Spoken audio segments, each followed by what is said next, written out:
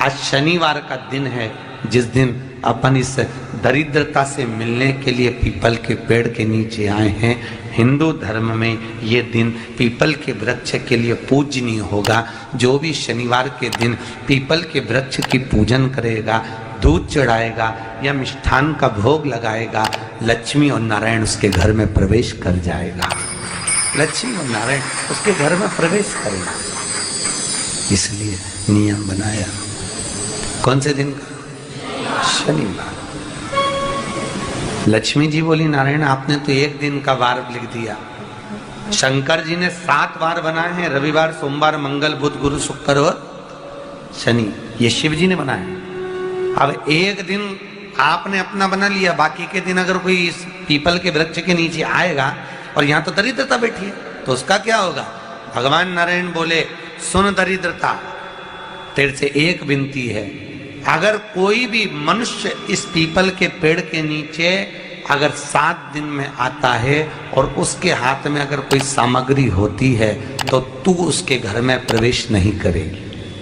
नियम है पीपल के वृक्ष का, या तो पानी का लोटा लेकर जाओ, कुंकू का चोपड़ा लेकर जाओ, शक्कर लेकर जाओ, या पेड़ के नीचे चींटी को डालने के लिए आटा ले जाओ, पर खाली हाथ पीपल के वृक्ष के नीचे कभी मत जाओ, कभी नहीं जाओ।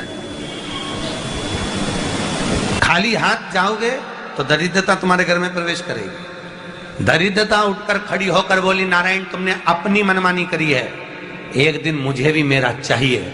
भगवान ने कहा, बोल कौन सा दिन चाहिए?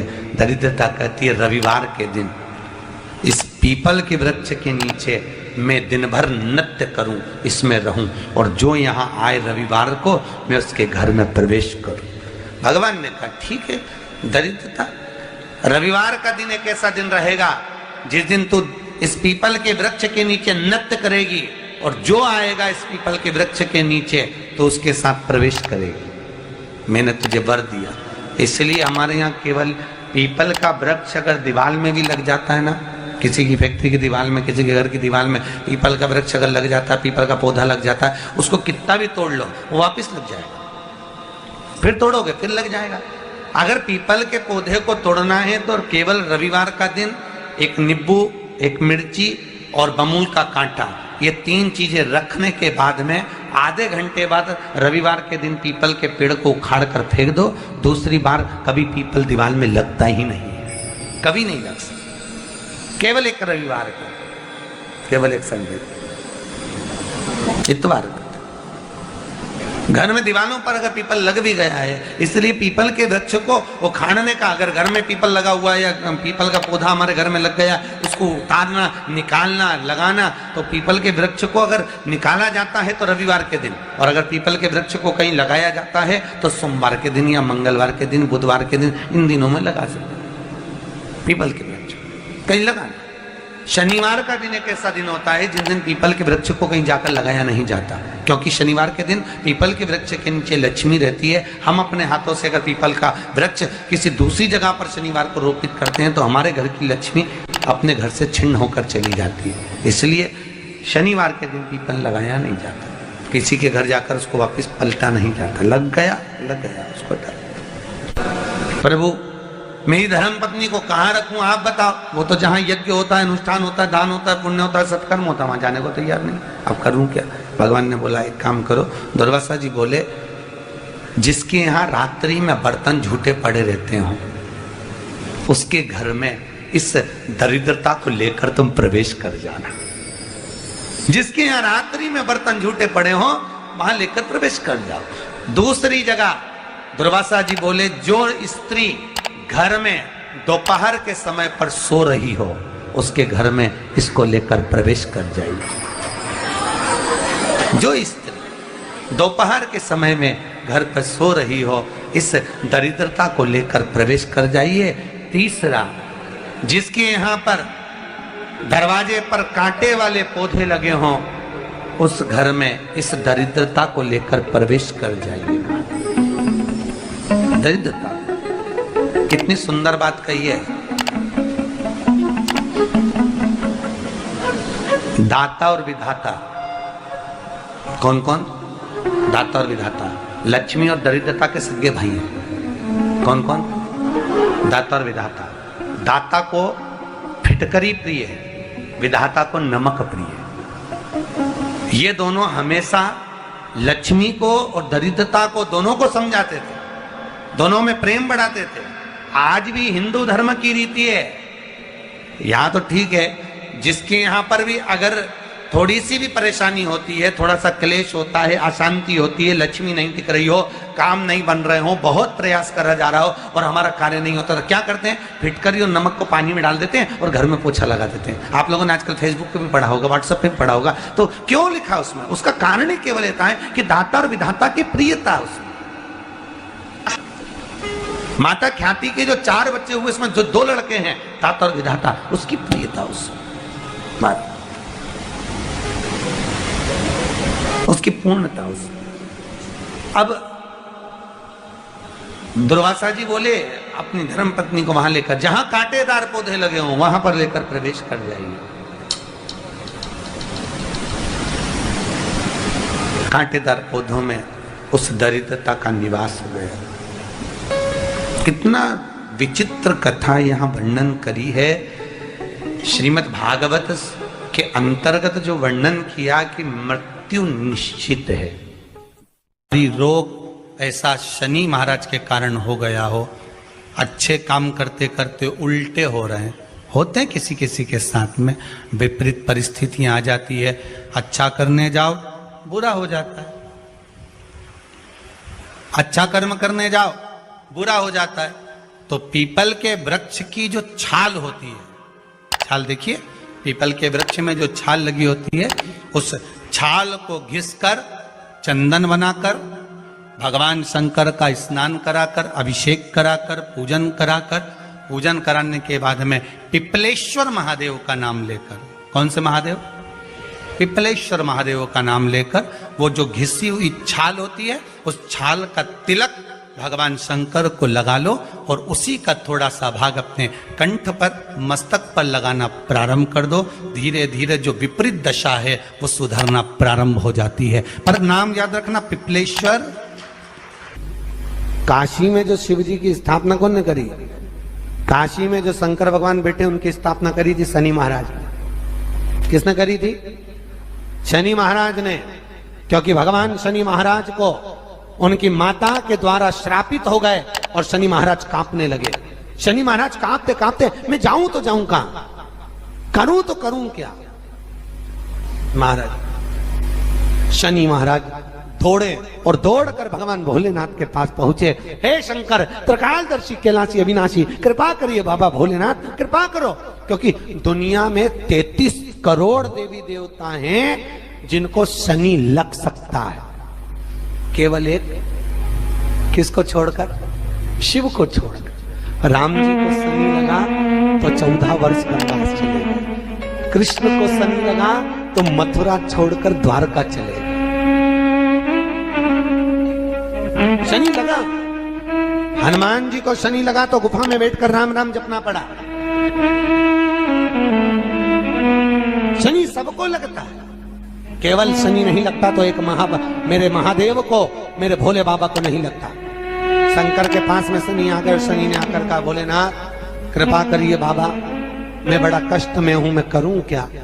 बाबा भोलेनाथ ने कहा, जा गंगा जी के तट पर काशी में जाकर एक शिवलिंग की स्थापना कर, उसकी आराधना कर और तेरा शरीर ठीक हो जाएगा, कष्ट नहीं भोगेगा। शनि महाराज ने काशी में जाकर शिव जी की स्थापना करी। आज भी नियम है, जिसको शनि लग जाता है, एक काजल की डिब्बी ले लो और काजल की डिब्बी को 21 बार उतार कर उसको एकांत में जाकर, जंगल आदि में एकांत में किसी पेड़ के नीचे इतना सा खड्डा खोद कर उसमें काजल की डिब्बी को डाल दो और मिट्टी से पूर दो, उस व्यक्ति का शनि समाप्त हो जाता है। काशी विश्वनाथ का नाम लेकर काजल की डिब्बी को 21 बार उतार कर अगर काशी विश्वनाथ का नाम लेकर शनि वाले व्यक्ति को अगर पेड़ के नीचे दबा दे, शनि समाप्त, शनि उसको परेशान नहीं कर सकता। काशी कितनी मूलता है,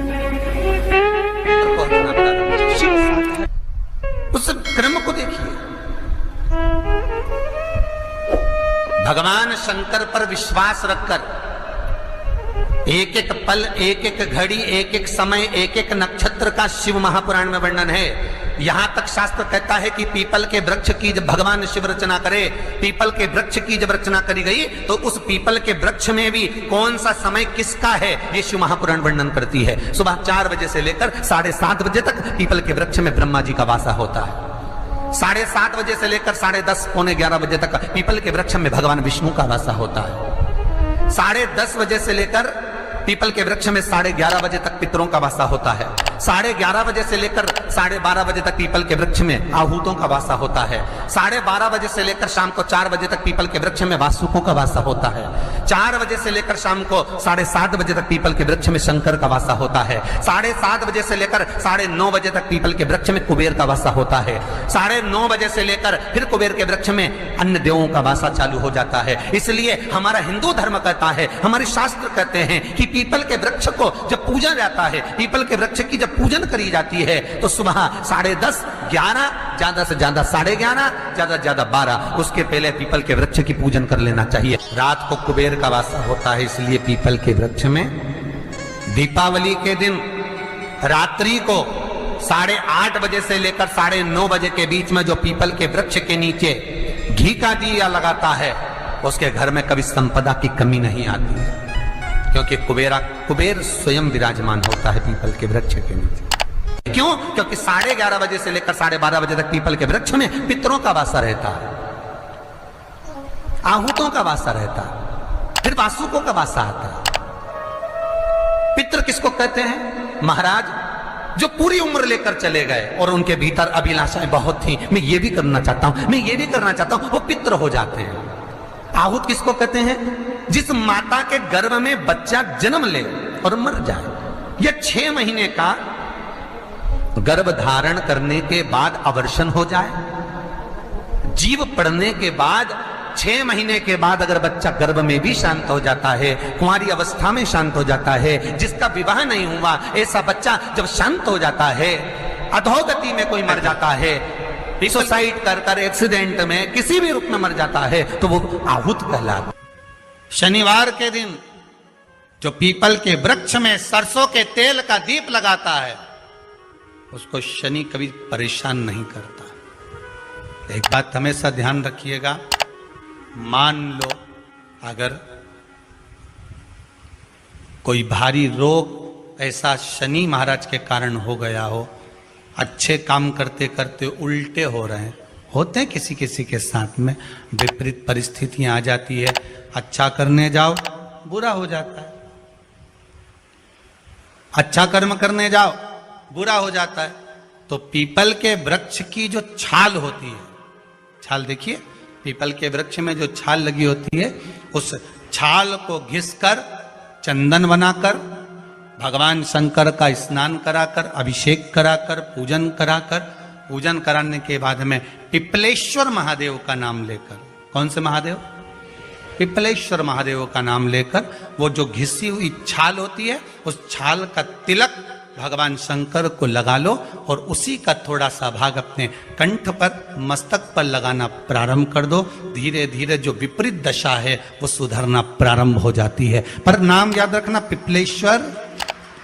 जब कितना भी दुख, विपदा, कष्ट सम्मुख में खड़ा हुआ हो, कितना भी दुख, पूंजी धन की अगर आपको कमी पड़ रही है और ऐसा लग रहा है कि मेरे पास में कुछ भी नहीं, हम तो यहाँ तक कहेंगे कोई मकान बना रहे हो, बेटी का विवाह कर रहे हो, बेटे का विवाह कर रहे हो, कोई अच्छा कार्य कर रहे हो, धन संपदा की भी कमती दिखे तो समय पर कांता भगवान का स्मरण कर, कांता चक्र का स्मरण कर, शिव और नारायण का नाम लेकर, एक बेलपत्र, एक शमी पत्र, एक श्वेत पुष्प, एक लाल पुष्प, दोनों हाथ में लेकर भगवान शंकर के अशोक सुंदरी के स्थान पर अगर समर्पित करा जाए तो संपदा की भी कमी नहीं आती। वो कांता चक्र है जो नारायण के चक्र। यहाँ तक शिव महापुराण की कथा कहती है, अगर कोई विद्वत ब्राह्मण ने आपको बताया है कि आपके घर में पितृदोष है कोई विद्वान ब्राह्मण ने बता दिया कि आपके घर में काल सर्प दोष है, कोई विद्वान ब्राह्मण ने बता दिया कि आपके यहाँ पर ये वास्तु दोष है और इस दोष को मिटाना जरूरी है। कोई ने आपको बताया, उस समय पर हमें घबराना नहीं।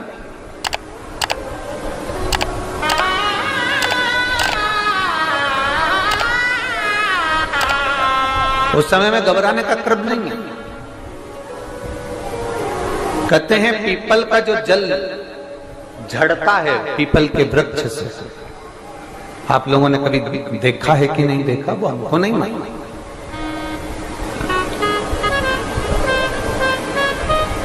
कितना भी अगर कोई वास्तु दोष बता दिया, पितृ दोष बता दिया, काल सर्प दोष बता दिया, कितना भी अगर कोई दोष बता दे, तो पीपल का जो जल वृक्ष में से झड़ता है, कभी कभी आप उसके नीचे हाथ रखकर देखना, थाली रखकर देखना, उसमें पत्थर पर देखना, तो वहां पर भी पानी के निशान आपको मिलेंगे, बूंद के निशान मिलेंगे।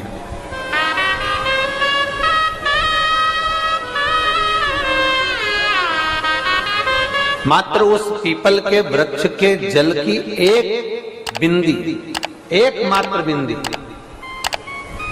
शंकर भगवान का जो शिवलिंग है, जलाधारी है, चरण है, गणेश कार्तिक का स्थान है, अशोक सुंदरी का स्थान है, और प्रत्येक जलाधारी में से पानी बीच में से आकर नीचे की ओर गिरता है, नीचे की ओर गिरता है।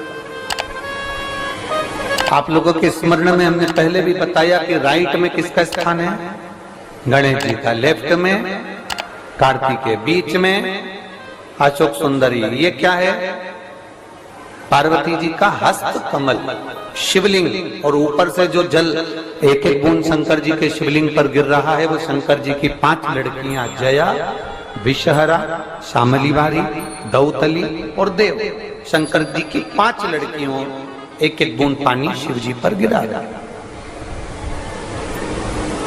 जहां जल नीचे गिरता है उस स्थान से जहां तक जल बहकर जा रहा है, उस स्थान तक 33 कोटि देवताओं का स्थान, 33 कोटि देवताओं का स्थान। अब जहां पानी आया, जहां नीचे गिरा, उसके बीच में जो स्थान होता है, आप लोगों ने देखा है कि नहीं देखा? जिनने देखा है जरा हाथ उठाओ। ये पानी जैसे यहाँ तक आया और यहाँ के बाद नीचे गिरेगा, तब वो नाली के माध्यम से बाहर जाएगा। तो जितनी दूर यहाँ से वो नीचे की ओर जो गिर रहा है, यहाँ से वो नीचे की ओर जो पानी जा रहा है, ये जो स्थान होता है, ये हमारे 3 दोषों को निवारण तुरंत कर देता है। एक हमारा पितृ दोष, एक हमारा काल सर्प दोष, और एक हमारा वास्तु दोष का निवारण ये तुरंत करता है। और ये तो हमने केवल आपको शिव महापुराण के माध्यम से बताया कि ये 3 दोष का निवारण कर देता है, पर यदि कभी आप ध्यान से लिंग पुराण को पढ़ेंगे, आप यदि लिंग पुराण को पढ़ेंगे और गीता प्रेस गोरखपुर की लिंग पुराण को लाकर यदि आप पढ़ते हैं, या गीता प्रेस गोरखपुर की शिव अंक को भी आप अगर पढ़ेंगे, उसका नंबर हमारे स्मरण में नहीं आ रहा है, शिव अंकों को भी अगर आप पढ़ेंगे तो उसमें भी आपको वर्णन मिलेगा कि हम तो केवल 3 दोष का बता रहे हैं, पर हमारे शास्त्र तो यहाँ पर और भी दोषों का वर्णन कर रहे हैं। जैसे किसी ने बता दिया आपको शनि का दोष है, किसी ने बता दिया मंगल का दोष है, किसी ने बता दिया आपको केतु का दोष है, किसी ने बता दिया आपको राहु का दोष है, किसी ने आपको कह दिया कि बृहस्पति का दोष है, किसी ने कह दिया आपको ये वाला दोष है। दुनिया के जितने दोष